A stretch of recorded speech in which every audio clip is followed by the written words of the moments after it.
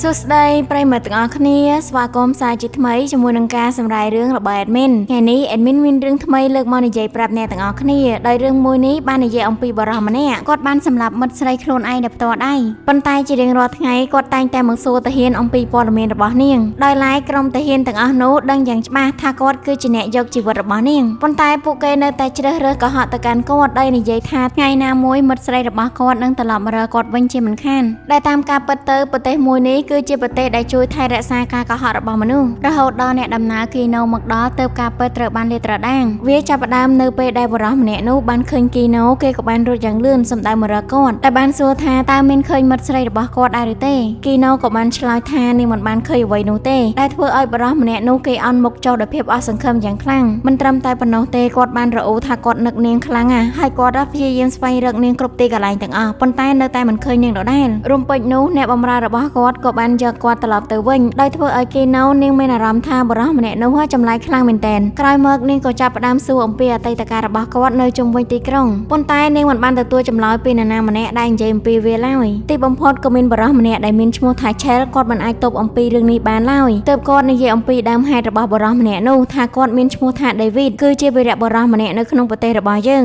ងកាលពី5ឆ្នាំមុនស្ដេចពុករលួយនឹងខូខើបានធ្វើឲ្យប្រជាជនមានការអត់ឃ្លាននិងរងទុក្ខជាច្រើនជីវិតប្រជាជនយ៉ាងច្រើនត្រូវបានស្លាប់ហើយដេវីតធ្លាប់ជាមន្ត្រីប៉ូលីសម្នាក់ដែលដឹកនាំអ្នកភូមិធ្វើការបដិវត្តប្រឆាំងជាមួយនឹងការគ្រប់គ្រងរបស់ស្ដេចប៉ុន្តែអំឡុងពេលនោះដេវីតក៏បានជួបជាមួយនឹងក្មេងស្រីម្នាក់មកពីជនបទផងដែរអ្នកទាំងពីរបានធ្លាក់ចូលទៅក្នុងអន្លង់ស្នេហ៍រៀងៗខ្លួនតាំងពីលើកដំបូងហើយពួកគេពិតជាស្រឡាញ់គ្នាខ្លាំងណាស់មុនពេលចាក់ចែងមួយថ្ងៃដេវីតដឹងខ្លួនថាគាត់មានឱកាសស្លាប់នៅក្នុងសមរភូមិខ្ពស់ខ្លាំងណាស់អញ្ចឹងគាត់បានសម្រេចចិត្តដោយបង្ខំបែកគ្នាជាមួយនឹងនាងនៅថ្ងៃដែលពួកគេធ្វើបដិវត្តវាយលុកទៅកាន់រាជវាំងស្ដេចនិងក្រុមគ្រួសារបានភៀសខ្លួនចាក់ចែងទៅឃើញបែបនេះដេវីតបានបោះគ្រាប់បែកយ៉ាងលឿនសម្ដៅទៅលើរថយន្តរបស់ពួកគេនៅពេលដែលគ្រាប់បែកមួយនោះបានចាក់ចែងពីដៃរបស់គាត់សម្ដៅទៅលើរថយន្តធ្វើឲ្យគាត់នឹងពិតជាមានភាពភ្ញាក់ផ្អើលយ៉ាងខ្លាំងដោយសារតែព្រះនាងអង្គុយនៅក្នុងរថយន្តគឺជាមនុស្សដែលគាត់ស្រឡាញ់បំផុតនោះវាមានន័យថាគាត់បានសម្លាប់មិត្តស្រីរបស់គាត់ដោយផ្ទាល់ដៃចាប់តាំងពីពេលនោះមកដេវីតក៏បានក្លាយទៅជាមនុស្សឈួតជារៀងរាល់ថ្ងៃគាត់តែងតែទៅមាត់ទ្វារក្រុងហើយសួរពួកទាហានថាឃើញគូស្នេហ៍គាត់ដែរឬទេ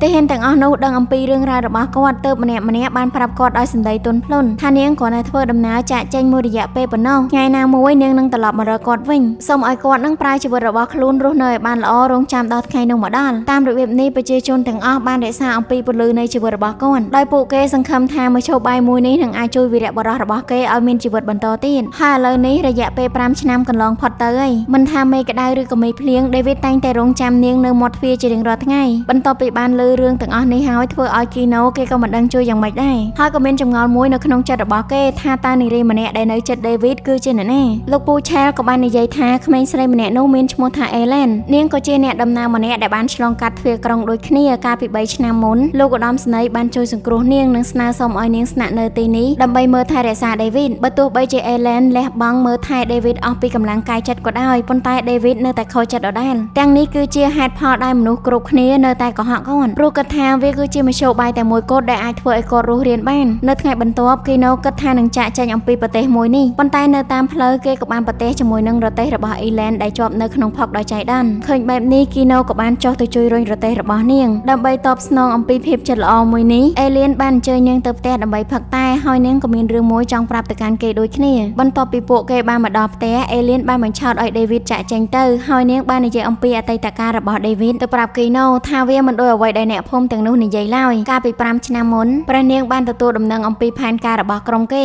ដូច្នេះនាងនឹងស្ដេចបានភៀសខ្លួនទៅកាន់ប្រទេសជិតខាងមុនពេលដែលដេវីតបានសម្លាប់មនុស្សម្នាក់នៅក្នុងឡាននោះឯងដោយអ្នកដែលនៅក្នុងឡានគ្រាន់តែមានរូបរាងស្តៀងជាមួយនាងតែប៉ុណ្ណោះ2ឆ្នាំបន្ទាប់មកព្រះនាងក៏បានរត់គេចខ្លួនដែលធ្វើឲ្យគាត់ពិតជានឹកទៅកាន់ដេវីតយ៉ាងខ្លាំងបន្ទាប់ពីលើដំណឹងថាដេវីតបានឈួតនាងមិនបានខ្វាយខ្វល់អំពីការព្រមានរបស់អ្នកណានោះទេហើយព្យាយាមមករកគាត់ដោយឡែកការធ្វើដំណើរវាវែងឆ្ងាយខ្លាំងពេកធ្វើឲ្យនាងអស់កម្លាំងហើយក៏ដួលសន្លប់នៅមាត់ទ្វារក្រុងតែម្ដងលើបែបនេះទៅគីណូដឹងថាការពិតទៅអេលៀនគឺជាមនុស្សដែលដេវីតស្រឡាញ់បំផុតដើម្បីកុំឲ្យប្រជាជននៅទីនេះចងចាំបាននាងក៏បានផ្លាស់ប្ដូររូបរាងរបស់នាងគីណូគេពិតជាមិនអាចជួយអ្វីទៅកាន់នាងបានឡើយហើយគេក៏បានសួរមួយសំណួរទៀតថាវាមានតម្លៃអ្វីទៅដែលអេលៀននឹងជឿជាក់ទៅលើដេវីតថាគាត់តែងតែរងចាំនាងឲ្យត្រឡប់មកវិញអេលៀននាងក៏បានឆ្លើយតបទៅវិញថាទោះបីជាពេលនេះគាត់ឈួតភ្លេចអស់ពិភពលោកទាំងមូលប៉ុន្តែគាត់នៅតែមិនបានបំភ្លេចនាងដដែលហើយអ្វីគ្រប់យ៉ាងដែលនាងធ្វើកន្លងមកនេះហើយគឺជាតម្លៃតបស្នងយ៉ាងហោចណាស់ពេលនេះនាងក៏បាននៅក្បែរគាត់រំពេច នោះ David គេក៏បានត្រឡប់មកវិញ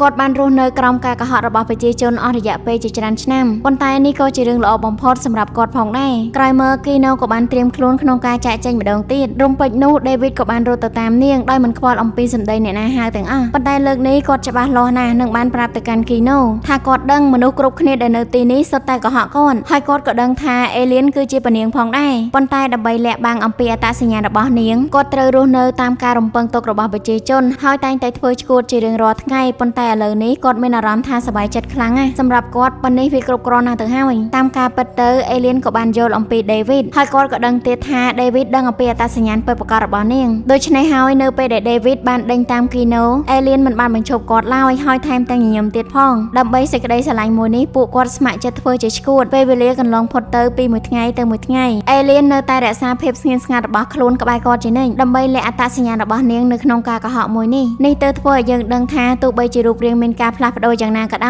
យប៉ុន្តែក្តីស្រឡាញ់រវាងមនុស្សម្នាក់ដ៏ស្មោះស្ម័គ្របំផុតនៅតែរក្សាបានភាពស្មោះត្រង់ជាមួយគ្នាហើយសាច់រឿងរបស់យើងក៏ត្រូវបានចប់តែត្រឹមនេះដូចគ្នាដោយសារតែរឿងនេះវាខ្លីពេកដូច្នេះហើយ admin ក៏ដាក់រឿងមួយទៀតបន្តពីរឿងនេះតែម្ដងទៅនៅក្នុងរឿងនេះគេបាននិយាយអំពីប្រទេសមួយដែលជាប្រទេសគ្មានមេរោគឆ្លងនៅលើពិភពលោកពីព្រោះតែទីក្រុងរបស់គេត្រូវបានគ្របដណ្ដប់ដោយដំបូលថ្លារៀងរាល់មួយសប្តាហ៍គេតែងតែធ្វើការសម្អាត3ដងបើសូម្បីតែម៉ូតូក៏មានការសម្អាតដូចគ្នាបំពង់ផ្សែងត្រូវបានបំពាក់ដោយប្រព័ន្ធបន្សុទ្ធខ្យល់ខុសប្លែកអីតែក្មេងៗនៅស្រុកនេះតែងតែកើតមកជាមួយនឹងជំងឺចម្លែកមួយចំនួនហើយរឿងទាំងអស់នេះវាបន្តកើតឡើងរហូតដល់ Kino ចូលមកដល់លាតត្រដាងអំពីការពិតនៅពីក្រៅប្រទេសមួយនេះក្លិនក្រអូបនៃសារធាតុកម្ចាត់មេរោគបានហោះហើរពេញពេញទីក្រុង Kino បានដឹងអំពីអនាម័យនៅក្នុងប្រទេសមួយនេះវាលើសអ្វីដែលនាងរំពឹងទុកខណៈពេលនោះផ្ទៃមេឃក៏ចាប់ផ្ដើមប្រែពណ៌ជាប្រឡប់ដូច្នេះហើយ Kino ក៏បានទៅដល់សន្តាគារដើម្បី check in ផងដែរម្ចាស់សន្តាគារបានស្នើសុំឲ្យនាងចែករំលែកអំពីរឿងរ៉ាវដែលនាងនឹងកំពុងតែធ្វើដំណើរជាមួយនឹងកូនស្រីរបស់គាត់ដែលមានឈ្មោះថាម៉ាយ៉ាវាមានន័យថានៅក្នុងប្រទេសមួយនេះមិនសូវមានអ្នកចូលមកលេងប្រមាណឡើយចំណែកឯអ្នកបានចូលមកហើយក៏មិនសូវមានអ្នកណានឹងចេញទៅវិញផងដែរវត្តមានរបស់ Kino អាចជាបង្អួចដ៏ល្អឥតខ្ចោះក្នុងការឆ្លងទៅកាន់ពិភពលោកខាងក្រៅសម្រាប់ Kino នាងក៏មិនបានបដិសេធជាមួយនឹងរឿងមួយនេះឡើយរួចនាងក៏បានរៀបរាប់រឿងដែលគួរឲ្យអស់សំណើចជាច្រើន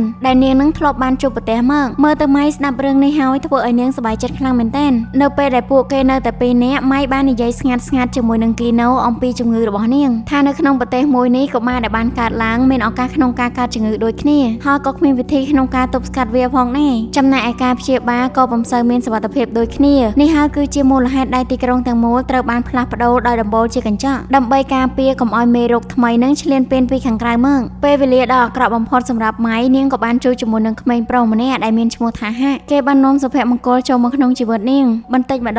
្ដងពួកគេបានបង្កើតអារម្មណ៍ស្និទ្ធស្នាលជាមួយនឹងគ្នាប៉ុន្តែថ្ងៃមួយហាក់បានប្រាប់នាងថាគេនឹងចាក់ចែងទៅឆ្ងាយក្នុងនាមគាត់គឺជាអ្នកត្រួសត្រាយប្រទេសគាត់ត្រូវបានចាត់តាំងឲ្យកសាងលំនៅឋានថ្មីនៅទីតាំងមួយផ្សេងទៀតតែហាក់បានសន្យាថានឹងទៅសេសម្បត្តិមកឲ្យនាងជារៀងរាល់ខែម៉ាយ៉ាបានសួរទៅកាន់ Kino នៅពេលដែលនាងចាក់ចេញតើអាចជួយយកกระดาษដែលនាងបានបត់ទៅឲ្យហាក់បានដែរឬទេ Kino ក៏បានឆ្លើយយកព្រមយ៉ាងសប្បាយរីករាយប៉ុន្តែនៅពេលដែលនាងបានទៅដល់គោលដៅនាងបានឃើញថារោងចក្រមួយនេះត្រូវបានគេបោះបង់ចោលអាស័យដ្ឋានដែលហាក់បានសរសេរមកវាគឺជាកន្លែងដែលកខ្វក់និងទ្រុឌទ្រោមយ៉ាងខ្លាំងបន្តិចក្រោយមកក្រុមយានរបាតក៏បានមកដល់ហើយគេបានឲ្យ Kino ចាក់ចេញភ្លាមមើលទៅរកពីរបស់ពួកគេដូចជាកំពុងលាក់បាំងអ្វីមួយយ៉ាងអញ្ចឹងមីកូនាងក៏បាននិយាយទៅវិញថានាងមកទីនេះដើម្បីបកគលអ្វីមួយទៅឲ្យហាក់រំពេចនោះតាហ៊ានមិនបានព្យាយាមបញ្ឈប់នាងឡើយថែមទាំងនាំនាងទៅកាន់រោងចក្រក្រោមដីជំនួសវិញវាគឺជាមជ្ឈមណ្ឌលត្រួតពិនិត្យរបស់ប្រទេសនេះតែម្ដងហើយវាក៏ជាកន្លែងផ្ទាល់របស់អ្នកត្រួសត្រាយផងដែរបន្ទាប់ពីបានចូលទៅដល់ក្នុងនោះ Kino ក៏បានបកគលអំណោយរបស់ម៉ៃនឹងទៅកាន់តាហ៊ានម្នាក់ដែលមានឈ្មោះថាអ៊ីថានប៉ុន្តែអ៊ីថានបានប្រាប់មកកាន់នាងវិញថាហាក់គេបានស្លាប់បាត់ទៅហើយ6ខែមុនសម្បត្តិដែលម៉ៃបានទទួលទាំងអស់គឺគាត់ជាអ្នកសរសេរដោយឡែកតួនាទីជាអ្នកត្រួសត្រាយរបស់គេត្រូវប្រឈមមុខជាមួយនឹងការពិសោធន៍យ៉ាងច្រើន